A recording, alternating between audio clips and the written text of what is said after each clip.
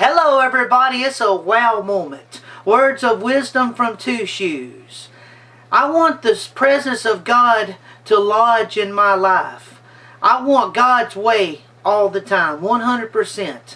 Certainly there are times that I have desires for things to go my way, but my way is not always the right way, but God's way is always 100%. And if the presence of the Lord lodges in your life, you can't go wrong by that. There are certain times that we pray about things and God answers those prayers. There are certain times that we pray and God does not answer those things.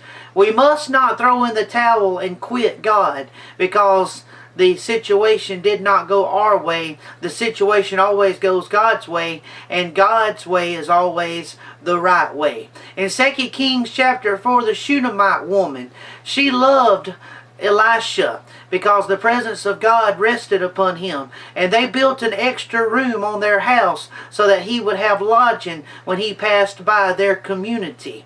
Well, Elisha was so touched by it that he asked his servant to go ask them what they would like in return. Well, Elisha's servant said that the man is old and the woman doesn't have a child. So Elisha went by the presence of the Lord and spoke into the Shunammite's life and told her that this time next year you would have a son. Boy, she got so excited. She's like, "Don't be lying to me, preacher." And then the very next year, the word came to pass. And when the child grew up, he had an aneurysm in his head because the word says that the child said, "My head, my head, my head," when he was working out in the field. And she went and laid him in his bed, and then she went and saddled up a donkey and went after the man of God. The man of God asked through the servant, "Is it well with your husband? Is it well with you? Is it well with your child?" And the Shunammite woman spoke by faith, "It is well with my soul." But yet things were not well. Things were upside down, but she was speaking by faith.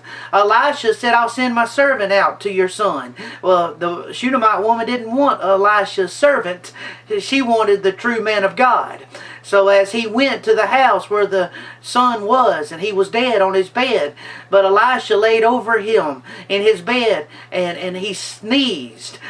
The child came back to life. He sneezed 7 times. And Elisha was able to present the Shunammite son back unto her alive and well. You see, she prayed, and her prayer came to pass. And it was a miracle. But remember, no matter what takes place in our lives, it's a miracle every time, because God's way is always the right way.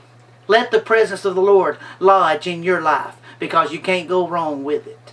May God richly bless you today and every day.